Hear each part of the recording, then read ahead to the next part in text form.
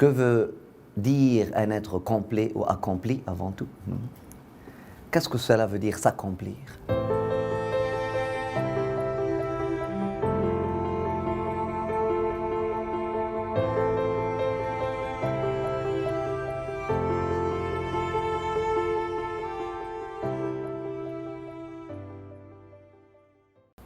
L'être accompli, c'est l'être complet, c'est l'être conscient, c'est l'être qui peut vivre chaque instant. L'être qui manque, il subit le contexte. L'être complet ou l'être accompli, il vit son contexte et il sait toujours répondre avec un bon texte à n'importe quel contexte dans lequel Dieu le met, le place.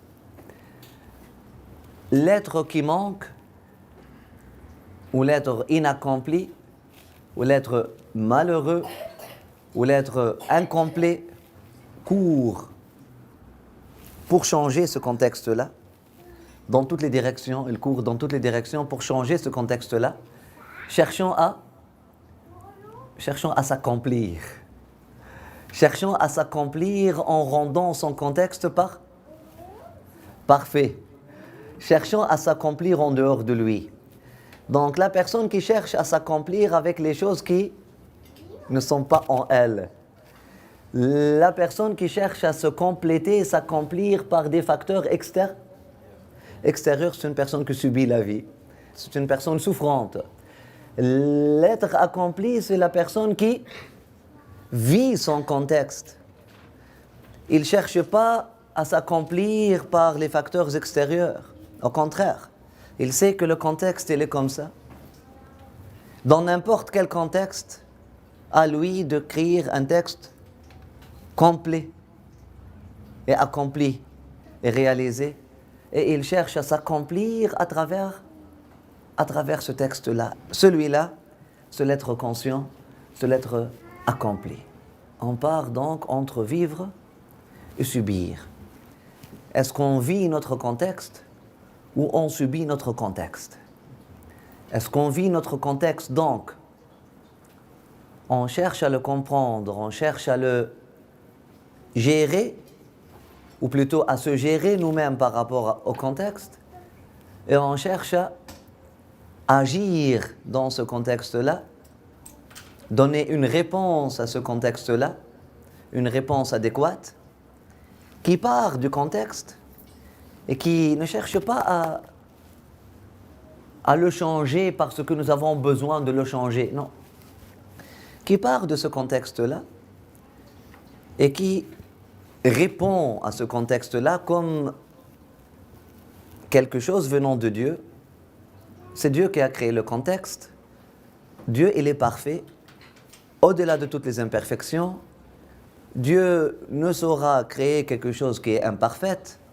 Donc le contexte, bien que difficile, bien que plein de malheurs, bien que plein de...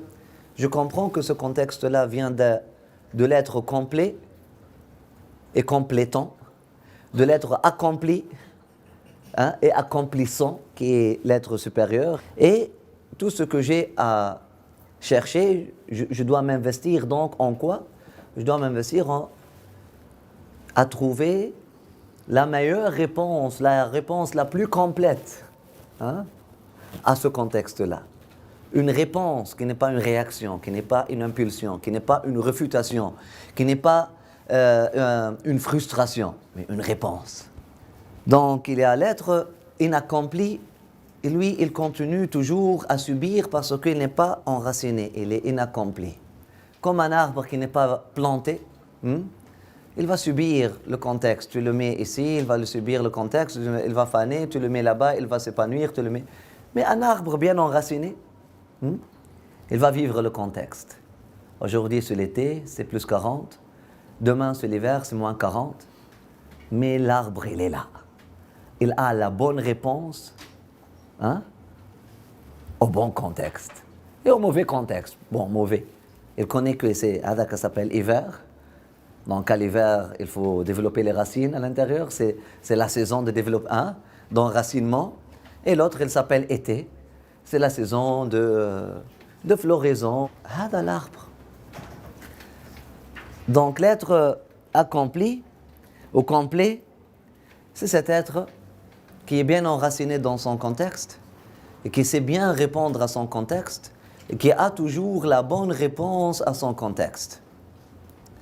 L'être inaccompli, c'est l'être qui n'est jamais content peu importe le contexte. C'est trop chaud ou trop froid. Si je ne suis pas heureux à l'intérieur, tu te réveilles dans cet état inaccompli, tu te réveilles dans cet état frustré, tu te réveilles dans cet état manquant, tu vas être entre les deux contradictions, ou bien trop chaud ou bien trop froid. Il n'y a pas vraiment agréable. Et l'agréable, c'est juste une illusion, une chimère comme ça, qui ne dure même pas quelques secondes. Mais l'être qui est accompli dedans, il est bien enraciné. Il n'y a ni trop chaud, ni trop froid. À la chaleur, il y a une réponse, et au froid, il y a une réponse.